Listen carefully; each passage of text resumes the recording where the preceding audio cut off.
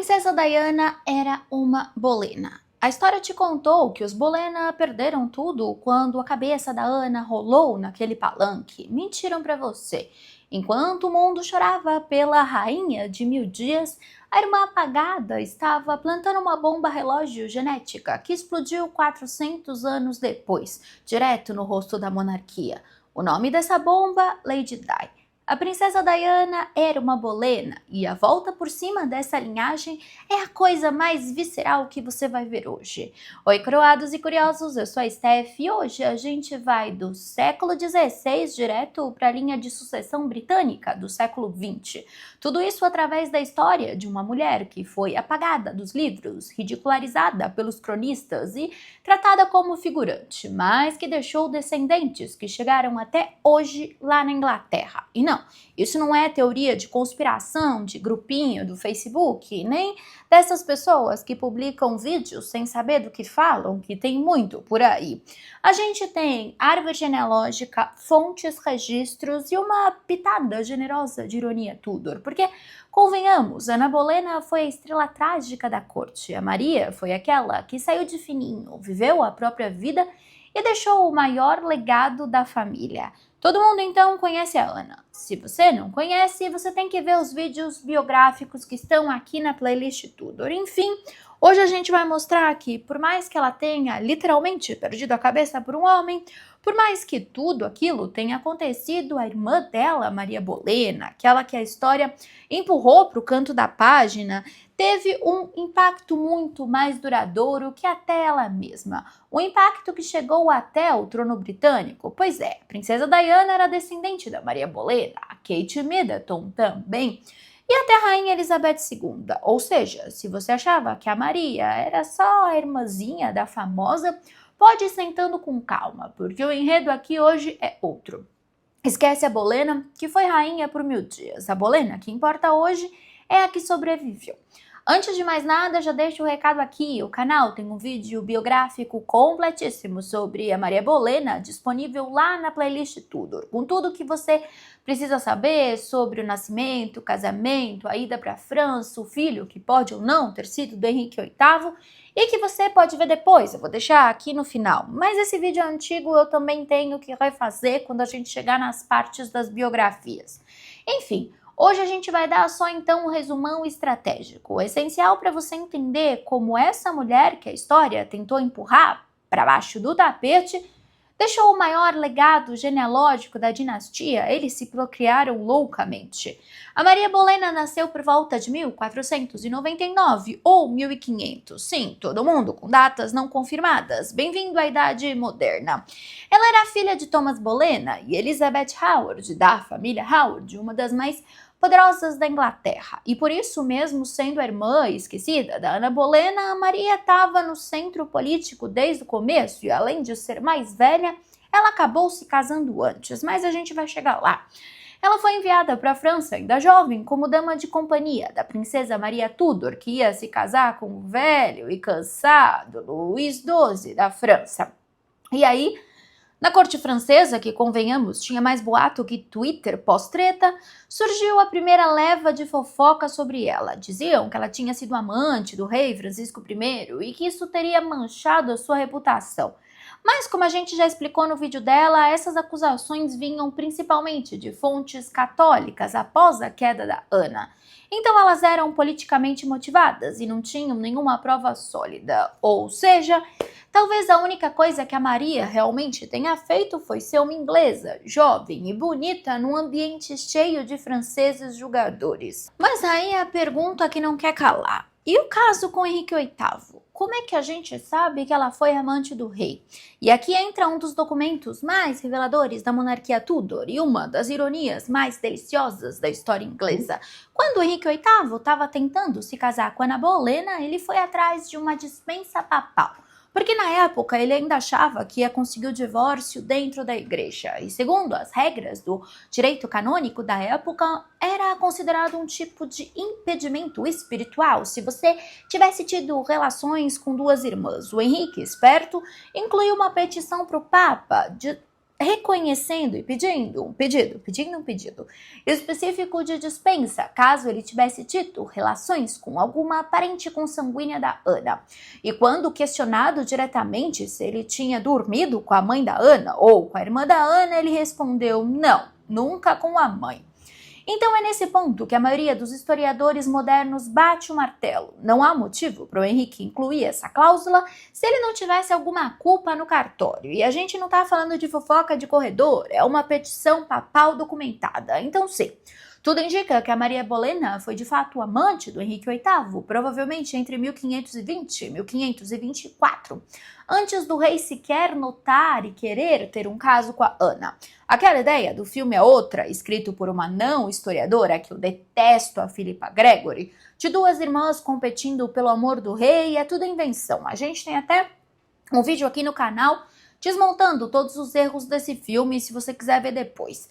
A Maria teve 2 filhos, a Catherine em 1524 e o Henrique em 1526, ambos dentro do casamento com William Carey, um cortesão próximo do rei. Mas como a gente é Tudor de coração, a pergunta inevitável é: algum desses filhos podia ser do Henrique VIII? Então, alguns historiadores acreditam que sim, especialmente no caso da Catherine, já que o rei foi absurdamente generoso com a família Carey por muitos anos, mas aqui tem a virada. O Henrique VIII nunca reconheceu esses filhos como seus, e para um rei que acabou sim assumindo um filho bastardo, o Henry Fitzroy, seria muito improvável que ele tivesse outros filhos e simplesmente os ignorasse. Eu sou dessa teoria. Então, por mais que seja tentadora de que os primos da Elizabeth também eram irmãos, não dá para afirmar que esses filhos eram do rei. Mas você quer saber o mais delicioso disso tudo? Não importa se eles eram filhos do William Carey. Essa linhagem da Maria seguiu viva, firme e fortemente conectada com a nobreza inglesa. E foi exatamente através da filha dela, Catherine Carey, que a linhagem dos Bolena continuou pelos séculos e acabou desbocando nos nomes que você conhece, a princesa Diana, Kate Middleton e até a rainha Elizabeth II. Agora você me diz, será que Ana Bolena, enquanto lutava por uma coroa e terminou com a cabeça num cesto, imaginava que a irmã apagada ia ser justamente aquela que deixaria o sobrenome Tudor no trono da Inglaterra até hoje? Pois é, a história tem umas ironias muito maravilhosas. Então, como eu já comentei, a Maria Bolena teve a filha chamada Catherine Carey. E aí que o fio dessa linhagem discreta começa a costurar o caminho até o trono moderno, porque a filha dela foi a faísca silenciosa dessa herança que atravessou tudo, séculos, guerras, sucessões e mudanças drásticas, até chegar na princesa Diana. A Catherine Carey nasceu por volta de 1524 e já adulta se tornou dama de companhia da Elizabeth I, sua prima. Imagina a cena, você cresceu com a sua mãe sendo tratada como uma concubina descartada do rei e a irmã esquecida, mas agora você serve diretamente a sua prima, que é a rainha da Inglaterra. Os bastidores da corte devia ter mais tensão do que final de reality show com aquele empate triplo, sabe? E não era a posição decorativa não, a Catherine era muito próxima da Elizabeth. A rainha confiava nela o suficiente para mantê-la por perto. O que na época Tudor, vamos lembrar, era quase um voto de sobrevivência. Ter acesso direto ao monarca era uma moeda de poder enorme e a Catherine soube usar isso com inteligência.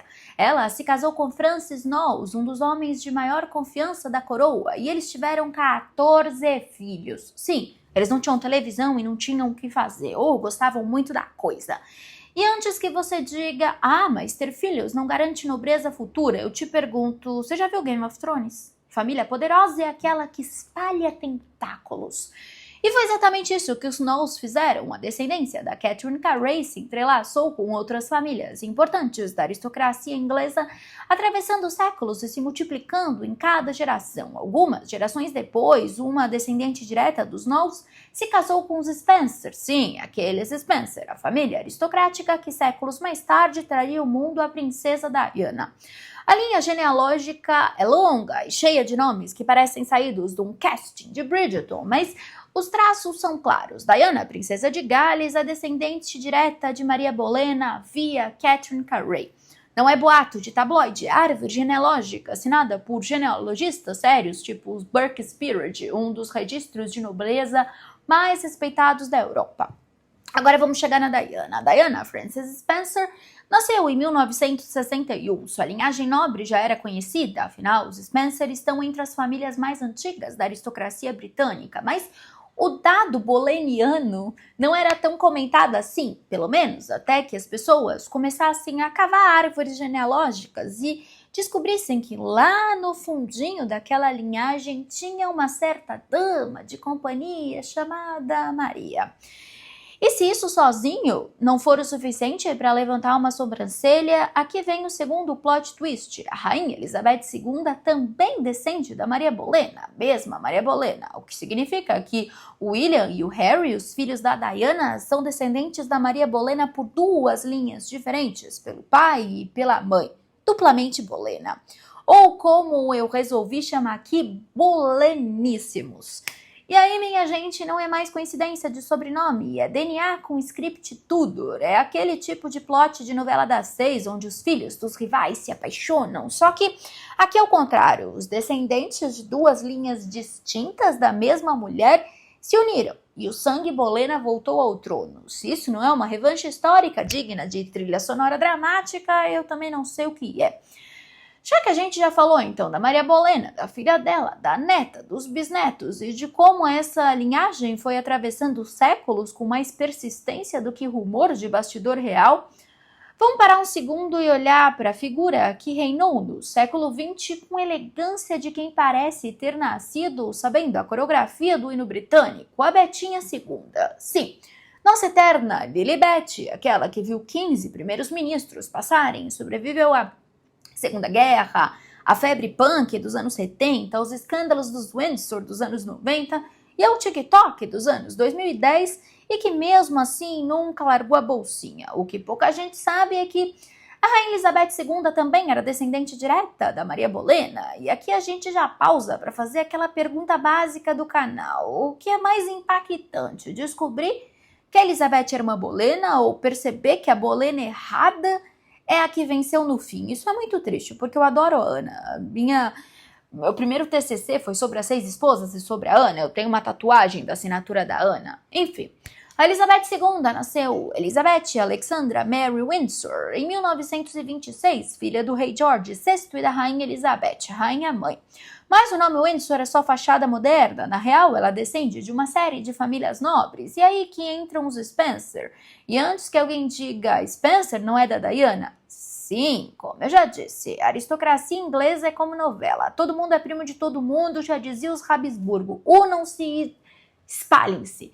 A família Spencer, da qual a Diana descende diretamente para o pai, é descendente também da linha da Elizabeth II através da família Boleslao, que é a família da rainha-mãe com os vínculos com os Knowles e com os Carey, que conectam todas essas gerações anteriores. E aí a gente acaba chegando no mesmo lugar. Que loucura, né? Ou seja, Elizabeth II e a Diana têm a mesma ancestral Bolena por caminhos distintos, mas convergentes. E claro, a Elizabeth II também descende do Henrique VII, o pai do Henrique VIII, que significa que no sangue dela circulavam os dois lados da novela Tudor, da rainha decapitada e do rei que mandou cortar a cabeça. O drama estava literalmente no DNA. E segura agora esse chá, porque a gente ainda não acabou. Os historiadores genealogistas, que claramente não têm paz nem no feriado, começaram a puxar a árvore genealógica da Kate Middleton. Sim, a plebeia, a garota comum que virou princesa e ganhou a alcunha de Lady Kate por esperar anos até o príncipe resolver pedir em casamento. Pois é, puxaram a linhagem da nossa Kate e descobriram, ops, sangue Bolena. A mulher que parecia gente como a gente nas colunas de fofoca britânica, na verdade tem o mesmo sangue real da corte Tudor correndo nas veias. Mais uma vez, linhagem da Maria Bolena. Ela passou pela nobreza low profile, escorregou para quem não era mais sangue azul e pousou no trono de novo. A Kate Middleton é filha da Carol e do Michael Middleton, uma família considerada de classe média alta com uma empresa de artigos para festas infantis, que foi o grande motor da ascensão social deles. Mas se a gente cavar um pouquinho mais fundo, e é claro que os genealogistas cavaram, Dá para traçar a linhagem materna da Kate até Elizabeth Knowles, que era a filha da Catherine Carey, que era a filha da Maria Bolena. Sua cabeça deve estar igual a minha quando eu fiquei sabendo disso, meio que aquele meme da Nazaré. Ou seja, de novo, outra linha da Maria Bolena, só que dessa vez sem realeza, de berço, sem brasão no currículo e sem castelo para chamar de lar. A Kate era uma Bolena que ninguém viu chegando, mas ela chegou chegando. Sabe o que isso significa? Que os filhos da Kate e do William, o George, a Charlotte e o Luizinho, não são só herdeiros da coroa britânica, são descendentes diretos da Maria Bolena pelos dois lados da árvore genealógica, duplamente Bolena, boleníssimos e triplamente icônicos. Agora, imagina se o Henrique VIII soubesse que a linhagem da irmã da mulher que ele mandou decapitar estaria séculos depois reinando a Grã-Bretanha com pompa, popularidade e sem perder a cabeça. Eu acho que ele surtaria e ele próprio perderia a cabeça. O fato, então, é que a Maria Bolena deixou um legado genealógico que hoje reina com mais força do que qualquer outro Bolena da história. A descendência dela está assentada no trono, gerando os futuros reis e rainhas, estampando moedas comemorativas e usando coroas e coroações transmitidas em Full HD. E tudo isso sem precisar lutar contra cardeais, romper com a igreja ou perder a cabeça por um homem. Pura paciência genealógica. Então, se você achava que ser plebe era sinônimo de forasteira na família real, repensa, porque a Kate Middleton, a princesa dos looks discretos e do coque impecável, também tem pedigree Bolena e pedigree real, mesmo que disfarçado de vestido da Zara. E com isso a gente fecha o ciclo genealógico com uma bela ironia. Os filhos de William da Kate vão continuar levando sangue Bolena. Você queria legado, Ana? A Maria entregou, sem precisar de um trono, só tendo tempo. Então, da próxima vez que você assistir uma cerimônia real e ver o príncipe Louis com aquela carinha de pelo amor de Deus me tirem daqui, ou a princesa Charlotte com aquela postura de me respeite, eu sou princesa da Inglaterra, lembra, tem sangue Bolena lá. E não é da Ana, é da sobrevivente. Isso me dói muito, porque eu amo a Ana, a Maria, enfim, a Maria. Porque aqui no canal a gente não esquece ninguém, nem a irmã esquecida. E eu espero que você tenha gostado desse vídeo. E se gostou, aproveita e se inscreve no canal. A gente tem vídeo todos os dias, às 8 horas da noite. E também, se você gostou muito, e eu espero que você tenha gostado, se torna membro. Eu vou ficar muito feliz de ter você por aqui para me ajudar a construir conteúdos de qualidade todos os dias para vocês. A gente está precisando, porque a renda cada mês diminui mais. Beijo grande e até o próximo Steph Flix.